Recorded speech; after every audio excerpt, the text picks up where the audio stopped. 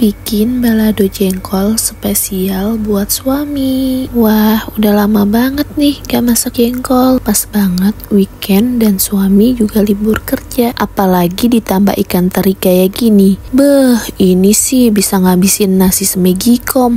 Bikinnya juga gampang banget. Resepnya aku tulis di caption ya. Sekarang waktunya kasih suami. Gimana ya responnya dia kalau tahu menunya balado jengkol?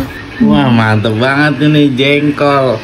Lama gak makan jengkol ini. Ya Allah, Masya Allah. Ini menggoda banget ini. Bismillahirrahmanirrahim. Makannya harus begini nih. Diaduk. Diaduk. Bismillahirrahmanirrahim. Ngomong. Terlalu enak banget. Ayo.